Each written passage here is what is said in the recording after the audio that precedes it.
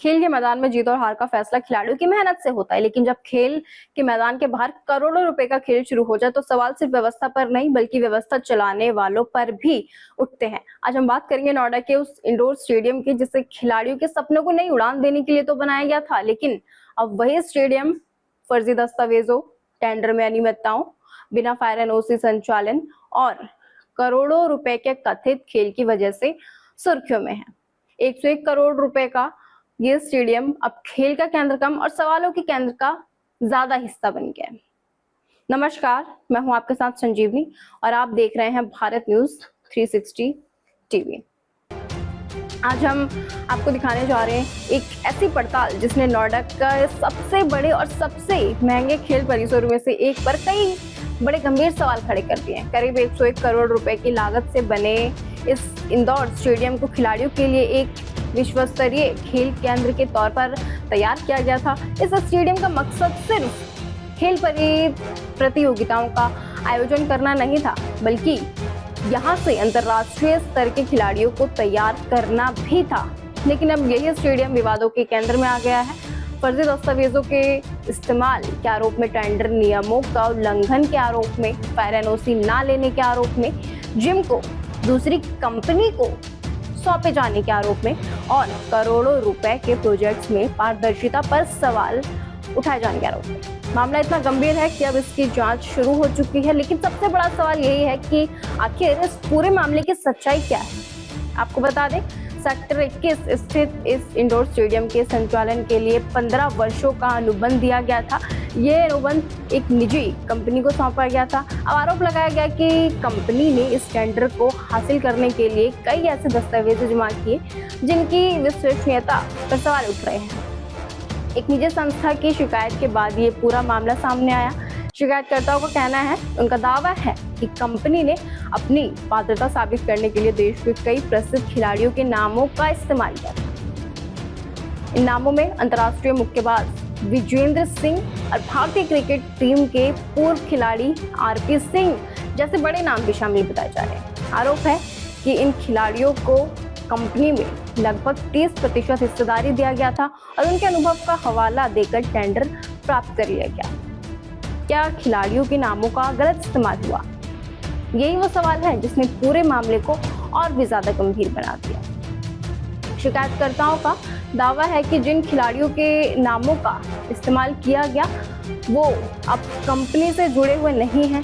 अब सवाल ये भी उठ रहा है कि यदि खिलाड़ी कंपनी से जुड़े नहीं थे तो फिर उनके नाम और अनुभव का इस्तेमाल कैसे किया गया और आखिर क्यों किया गया? क्या इन नामों का इस्तेमाल केवल टेंडर हासिल करने के लिए किया गया था? क्या दस्तावेजों की ठीक प्रकार से जांच नहीं की गई?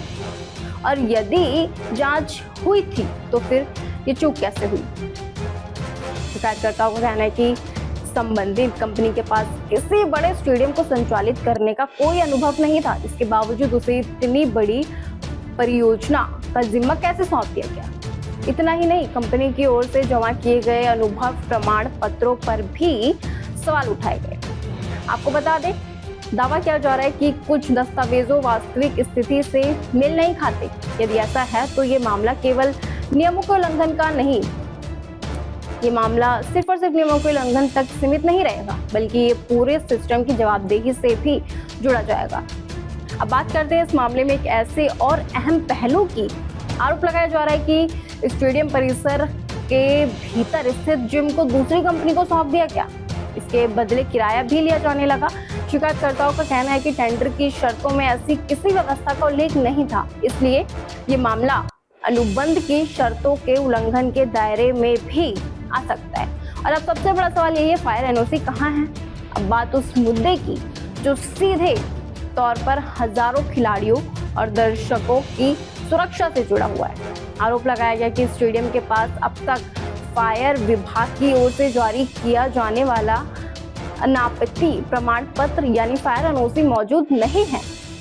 आपको ये जानकर हैरानी होगी कि यहाँ लगातार प्रतियोगिताएं आयोजित की जाती है, सैकड़ों खिलाड़ी यहाँ अभ्यास करते हैं, वहीं बड़ी संख्या में दर्शक भी यहाँ पहुँचते हैं।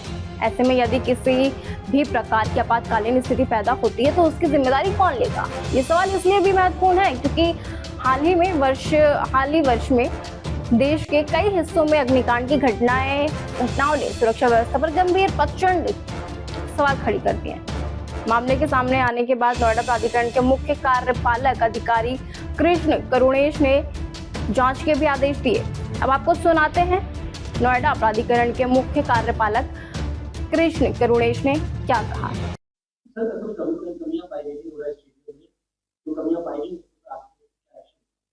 उसके लिए हमने अपनी जीएम के साथ मीटिंग किया था कल, तो यही निकल के आया कुछ एनोमली प्रथम दृष्टया प्रतीत हो रहा है।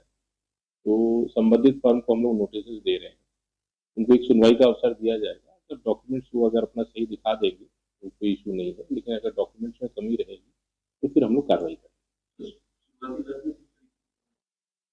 उन्होंने कुछ स्पोर्ट्स पर्सनल्स के बारे में बताया है कि ये स्पोर्ट्स पर्सन उनसे एसोसिएटेड है।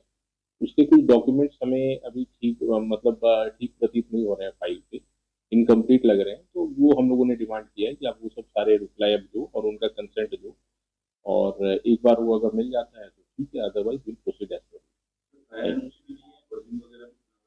वो सारी चीज हम लोग उसको क्रॉस चेक कर लेंगे। जो हमने जिस कंडीशंस पे हमने उनको अलॉट किया है, they have to maintain that. Thank you. तो सुना आपने, सीओ कृष्ण करुणेश ने कहा कि अगर डॉक्यूमेंट्स में कमी रही तो वो कार्रवाई करेंगे। सूत्रों के अनुसार प्रारंभिक जांच में कई कमियां सामने आई हैं। इसके बाद संबंधित कंपनी को नोटिस जारी किया गया और जवाब मांगा गया, लेकिन यहाँ एक और बड़ा सवाल सामने आता है। नोटिस जारी हुए 1 सप्ताह बीत चुका है, लेकिन अभी तक कोई ठोस कार्रवाई क्यों नहीं हुई? जांच रिपोर्ट सार्वजनिक क्यों नहीं की गई? क्या किसी को बचाने की कोशिश की जा रही है? क्या मामला सिर्फ कागजों तक सीमित रहेगा, या फिर क्या जल्द खत्म हो जाएगा ये अनुबंध? सूत्रों का दावा है कि स्टेडियम संचालन से जुड़ा मौजूदा अनुबंध जल्द समाप्त हो सकता है। इसके साथ ही कुछ नए कारोबारी समूहों के नाम भी सामने आ रहे हैं। हालांकि इस संबंध में अभी तक कोई आधिकारिक पुष्टि नहीं हुई है, लेकिन ये जरूर कहना सही होगा और ये जरूर कहा जा रहा है कि आने वाले दिनों में स्टेडियम के संचालक में बड़े बदलाव देखने को मिल सकते हैं। और सबसे बड़ा सवाल ये है कि आखिर 101 करोड़ रुपए की इस परियोजनाओं में इस जवाबदेही कौन तय करेगा? क्या खिलाड़ियों की सुरक्षा को नजरअंदाज किया जाएगा? क्या नियमों का उल्लंघन हुआ? क्या फर्जी दस्तावेजों की मदद से ठेका हासिल किया गया? क्या जिम्मेदार अधिकारियों के खिलाफ कार्रवाई होगी? और सबसे महत्वपूर्ण बात, क्या खिलाड़ियों के सपनों से जुड़ा इस स्टेडियम को विवादों से बाहर निकाला जाएगा? फिलहाल पूरे मामले की जांच जारी है और जवाबों का इंतजार भी, लेकिन अभी भी सबसे बड़ा सवाल यही बाकी है। और सवाल अभी भी वही है कि आखिर 101 करोड़ रुपए की इस परियोजनाओं में जवाबदेही किसकी तय होगी? क्या ये मामला सिर्फ नोटिसों और फाइलों तक ही सीमित रहेगा, या फिर दोषियों के खिलाफ सख्त कार्रवाई भी होगी? क्योंकि सवाल सिर्फ एक स्टेडियम का नहीं है, सवाल उन खिलाड़ियों के भरोसे का है जिन्होंने यहाँ अपने सपनों को आकार देने की उम्मीद की थी।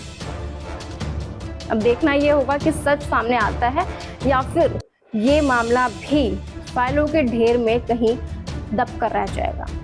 इस खास रिपोर्ट में इतना ही। आगे की तमाम जानकारी के लिए आप बने रहिए भारत न्यूज 360 टीवी के साथ। सच का सफर हर दिल तक।